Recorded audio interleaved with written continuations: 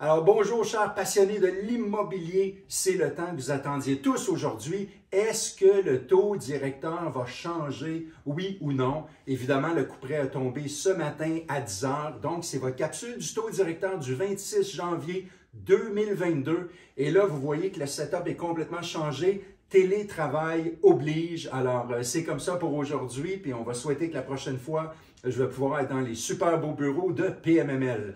Alors, je vous l'annonce tout de suite, il n'y a pas de changement. La Banque du Canada a annoncé aujourd'hui que le taux directeur sera encore une fois maintenu, mais attendez à la fin, je vais vous parler des prochaines nouvelles, par exemple. Donc, le taux directeur est maintenu à 0,25 %, ce qui veut dire que le taux de financement à un jour est à 0,25 %, le taux d'escompte à 0,5 % et le taux de rémunération des dépôts qui est maintenu artificiellement à 0,25 %.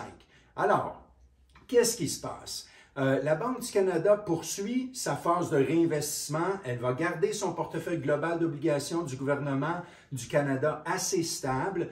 La Banque du Canada a déclaré que l'économie a entamé l'année 2022 sur un élan considérable et en plus, les capacités excédentaires de l'économie dans son ensemble se sont résorbées. Alors ça, c'est un avantage. Dans le monde, l'économie mondiale se remet du choc de la pandémie du COVID-19 avec vigueur, mais de façon inégale. L'une des inquiétudes qui persiste, c'est la faiblesse de la vaccination dans des pays sous-développés, puis la crainte et le risque d'y avoir une naissance d'un variant qui est plus agressif. Mais restons positifs, évidemment pas COVID positif bien sûr, et on va dire que ça va bien aller. La croissance économique est modérée dans plusieurs pays, surtout en Chine, en raison de la faiblesse actuelle du secteur immobilier. Il y a la forte demande de biens à travers le monde qui est élevée, l'offre, elle, de son côté, est anémique et la production et le transport en est très affecté. Ça pousse l'inflation à la hausse dans la plupart des régions. De plus, le niveau de prix du pétrole ont rebondi bien au-dessus des niveaux qui étaient pré-pandémiques après avoir baissé à l'apparition du nouveau variant Omicron. Alors, les conditions financières restent généralement accommodantes. Elles se sont toutefois resserrées en raison de la hausse des attentes selon laquelle les politiques monétaires seront normalisées plus tôt que prévu et la remontée des tensions géopolitiques. Dans l'ensemble, la Banque du Canada prévoit que la croissance du produit intérieur brut mondial va se modérer. Il va passer de 6,75 ou 6,75 en 2021 à 3,5 % en 2022 et probablement aussi 3,5 % en 2023. Aux États-Unis, la croissance économique est robuste. L'inflation américaine a touché 7 %, fait que de ce côté-là, ça fly pas mal.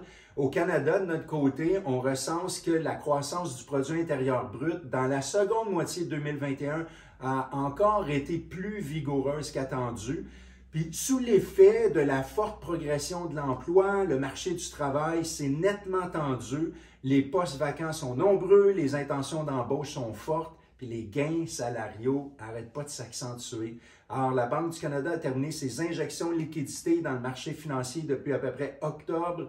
Mais selon les économistes de Desjardins, le marché aurait encore besoin d'un peu d'élasticité. Depuis des mois, c'est prévu qu'il y aurait 2 hausses de taux à partir du deuxième trimestre, voire troisième trimestre de 2022. Mais tout ça vient de changer. L'inflation s'est emballée. On parle de 4,8 % annualisé qui a été calculé dernièrement. C'est le montant le plus élevé depuis 30 ans. Puis cette inflation, c'est attribuable, entre autres, à plusieurs éléments, mais évidemment, la pénurie de main-d'œuvre y est pour quelque chose, la difficulté avec l'approvisionnement qui est incroyable, les habitudes d'épargne et de consommation des clients, des entreprises qui changent, la politique monétaire elle-même, puis l'indice de confiance en ce moment est assez bas aussi, ça risque de changer. Donc, il faut s'attendre à un maintien de cette inflation-là dans les 5 % pour les 2 premiers trimestres, puis ensuite un déclin en direction du 3 % environ pour le reste de l'année. C'est sûr que la Banque du Canada garde toujours sa cible de vouloir maintenir une inflation générale à 2 %. Fait que la politique monétaire va se faire influencer par rapport à si on est en target pour ça ou pas. Le produit intérieur brut a progressé de 4,5 % en 2021. Puis Puis la banque anticipe que l'économie canadienne va afficher un taux de croissance de 4 % en 2022 et 3,5 % en 2023. Du côté de l'immobilier, le marché de l'immobilier demeure toujours un bon pilier du système. Les mises en chantier ont diminué de mois en mois dernièrement, mais malgré ça, l'activité reste vigoureuse. L'activité élevée sur le marché du logement continue d'exercer des pressions à la hausse sur les prix des maisons. Pareil, en 2021, on a connu une croissance des prix de l'ordre de 26,6 % et une hausse des ventes de 21 %. Donc, ça a été quand même un grand cru. La situation économique, ça transforme de jour en jour. Il y a toujours le potentiel de réinjection des capacités d'épargne qui ont été accumulées par les consommateurs et les entreprises. Ça va affecter l'économie. Évidemment, il y a le défi de l'approvisionnement, puis il ne faut pas négliger l'impact potentiel de la crise qui est en train de se passer avec les camionneurs. Et évidemment, l'inflation elle-même, c'est tous des facteurs qui pointent vers un déplacement des actifs financiers, puis qui va favoriser une hausse de taux obligataires. Ça fait 3 semaines de fil que les taux montent, sans même l'ajout ou le mouvement des taux directeurs. Puis ça, c'est généré par l'inquiétude face à l'inflation principalement. Les prochains mois vont certainement apporter d'autres augmentations de taux hypothécaires. Pour ce qui est du taux directeur, la Banque du Canada a annoncé qu'elle mettrait fin à son engagement de tenir le taux directeur à sa valeur plancher. Les économistes de Desjardins annoncent au moins 3 hausses commençant en mars et ceux de la BNC prévoient 5 hausses. Donc, on est en situation de hausse. C'est maintenant la vitesse de ces hausses qui sera le nouvel enjeu. L'activité immobilière va continuer comme elle l'a toujours fait dans le passé. Il se peut que les joueurs changent, mais ça va continuer. Je vous propose tout de même que vous prépariez vos dossiers avec votre spécialiste hypothécaire préféré afin de prévoir les différents scénarios et d'établir les stress tests et de continuer vos refinancements et vos acquisitions. Alexandre Boisvert et moi-même, on a une super de belle équipe pour vous aider avec tout ça. N'hésitez pas à prendre contact avec nous.